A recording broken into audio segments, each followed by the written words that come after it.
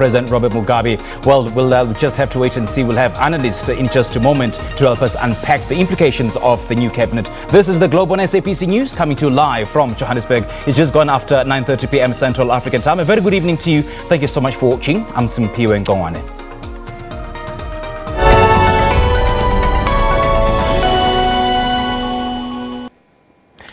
Zimbabwean President Emmerson Mnangagwa has appointed a new cabinet. Professor Mthuli Ncube is the Minister for Finance and Economic Development, and Sibusiso Moyo heads the Foreign Affairs and International Trade portfolio.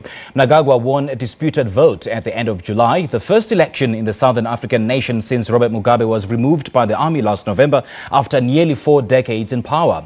The 75-year-old Mnangagwa is under pressure to rebuild an economy afflicted by acute US dollar shortages that have hobbled some imports and by unemployment above 80% and a lack of foreign investment.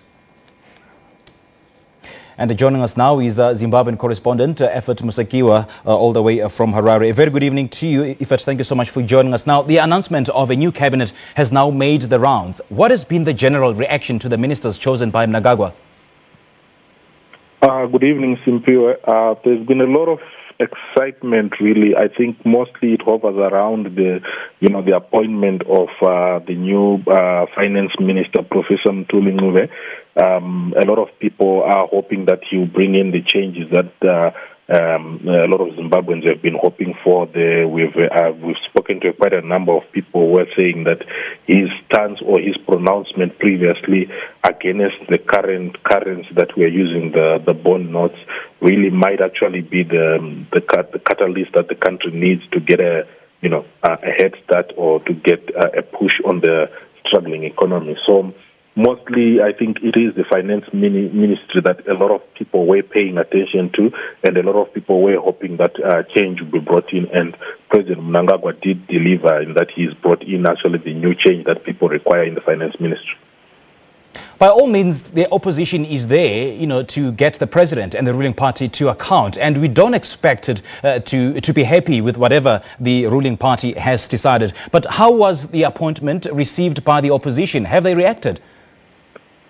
We haven't seen any official reaction from the opposition. But what we do know is that tomorrow, the main opposition leader for the MDC alliance, Nelson Chamisa, will actually be having a rally just out on the outskirts of Harare in Chitungwiza. So we expect to get the first reaction from him on these new appointments when he meets the people. He's calling those rallies thank you rallies, which he has planned or penciled to have across all the 10 provinces of the country, to just go around and thank the people that voted for him during the election. So I think that's the first clear indication, or the first clear communication that we will get from the opposition when Chamisa does address the gathering tomorrow.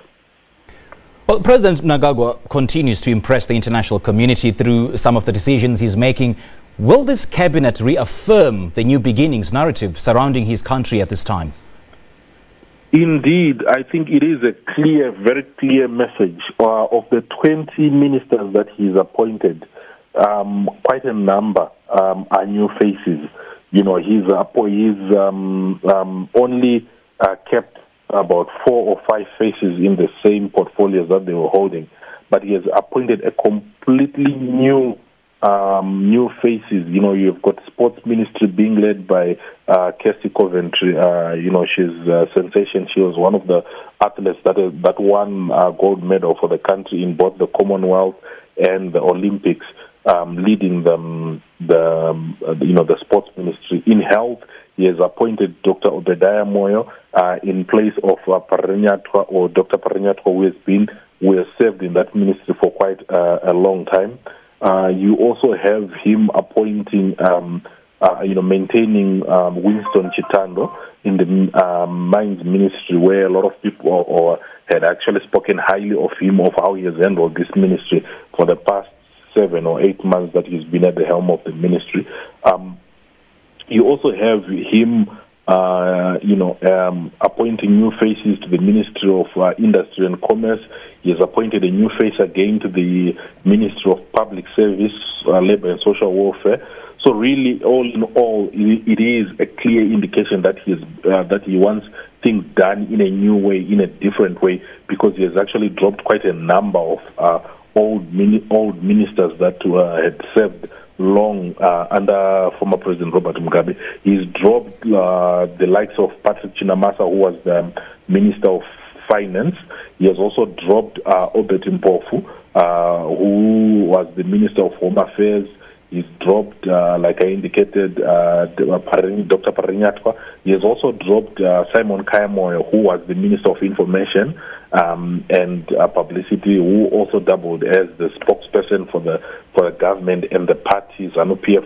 So it is really indeed a clear message that these new faces need to bring in the change that the Zimbabweans are hoping for. And I do get the sense that the new cabinet appointment will sort of inspire some confidence, and entice the international community and keep true to the mantra that Zimbabwe is now open for business. But then the jury's still out. It's still early days. We can't really tell. And we'll have to wait and see. But then it suffices to ask if the red carpet is being rolled out for the Zimbabweans, especially those living in the diaspora, to come back to Zimbabwe to rebuild their lives and then rebuild the country and the economy, as per an invitation by Emmerson Mnangagwa. Well, you see, today was just the appointment or the announcement of the appointment of these ministers. I think once they take their oath of office on Monday, and they lay out and they pronounce how they intend to roll out programs in their various ministries, a lot of these questions will be answered. A lot of these, sticking points will be brought to light as to, how they are going to lure these Zimbabweans that are in the diaspora, how they are going to lure the foreign investors to come in and invest in Zimbabwe, and how they will inspire the confidence. Because right now, it was just an announcement, but once the programs are pronounced and they begin to roll out how they intend to move forward, I think that will bring in the confidence, that will bring in all the investors and all the Zimbabweans in the diaspora. All right, Ephert, thank you so much for joining us. That was our SABC correspondent in Harare, Ephert Musekiwa, just reacting to Emmerson Mnangagwa's appointment of the new cabinet. This is the Global SABC News. We'll take a short break and we'll have more shortly thereafter.